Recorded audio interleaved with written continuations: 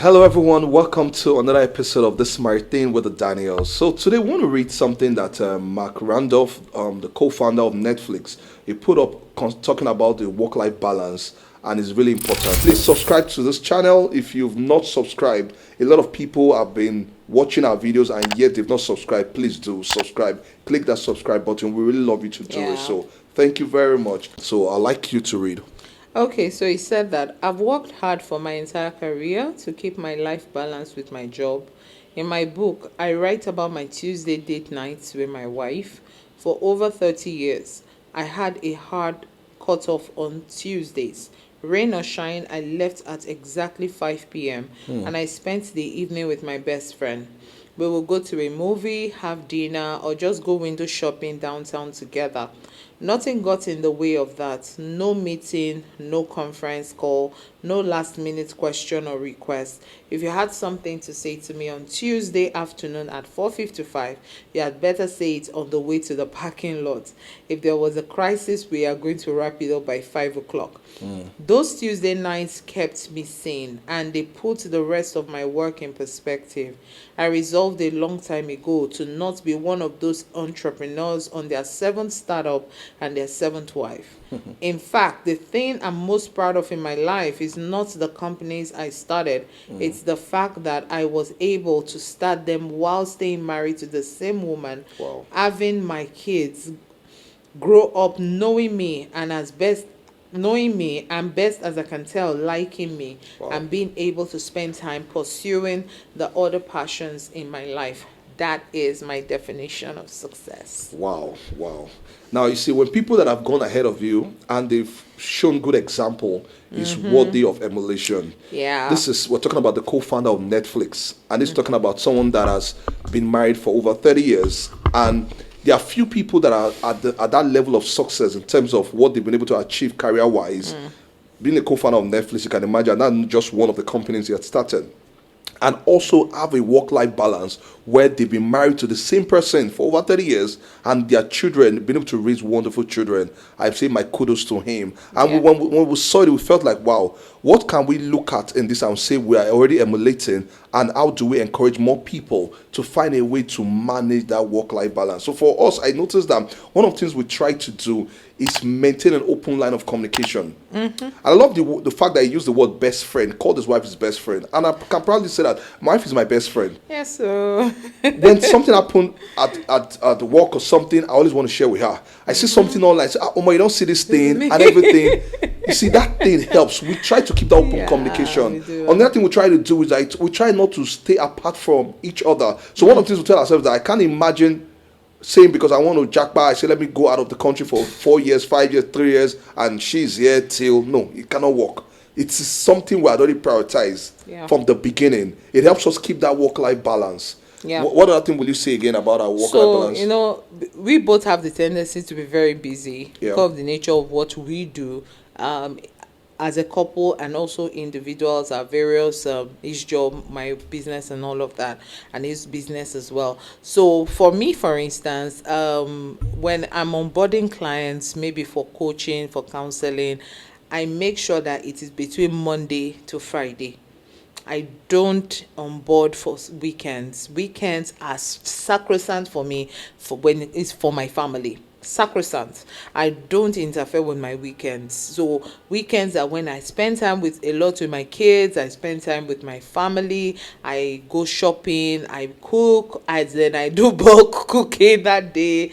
All of that. So I, as much as possible, I don't allow any. I've had clients, for instance, I'll tell me that weekend is what works for them, and I say, well, I'm sorry, I can't break that policy, because the moment I'm able to excuse for you, I have to excuse for somebody else, and so it's not working for me because I need that time with my husband. And so we spend Saturdays, for instance, watching movies. Like yesterday, Saturday, and we were watching movies, we're laughing, we're gisting, and those things actually help us grow stronger, and it helps keep the bond. So I'm able to share with him, what, I need your advice on this, I feel stuck in this, I don't know how to go about it with this person, I don't know, and he's able to just weigh in on that, and so it keeps us in sync. So he's a part of my world, I'm a part of his world, so we are married, and everything about us is married together. But that's actually what marriage is, all right? It's not about you pursuing your goals and your ambition, and your spouse is also pursuing his own ambition,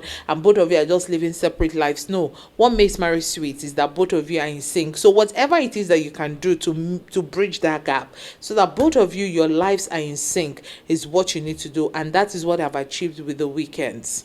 Yeah, the other thing again is that we do life together.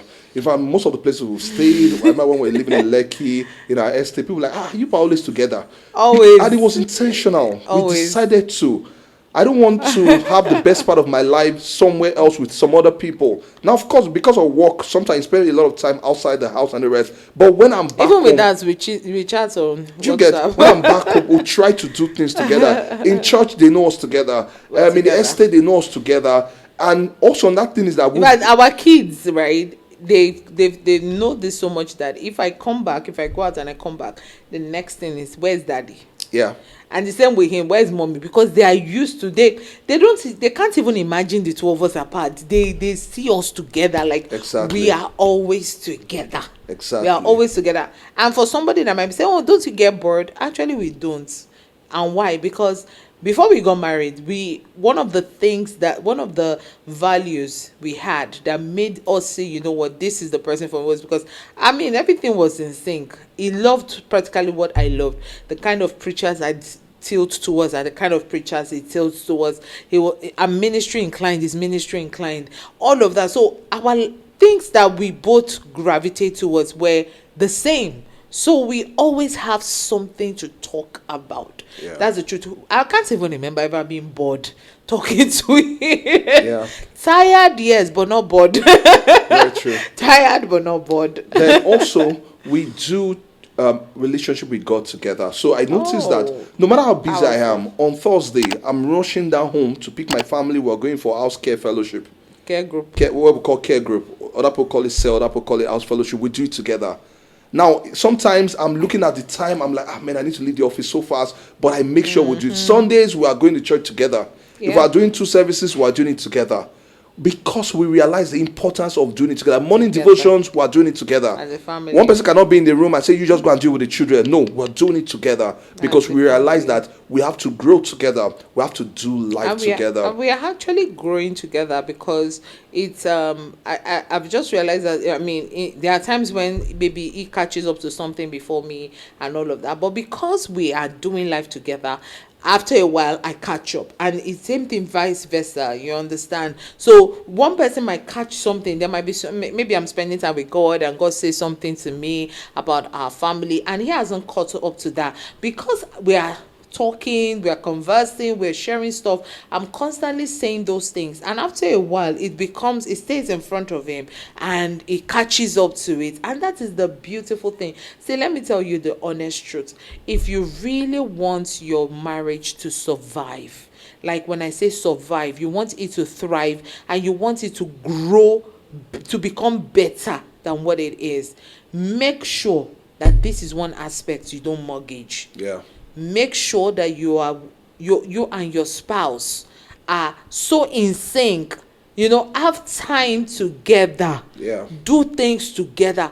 Don't pursue separate ambition. I beg you. In fact, if you want to even affair-proof your marriage or prevent your marriage from infidelity, this is one area. Because if the two of you are constantly doing stuff together, you won't even know when you will say that somebody's like you. Exactly.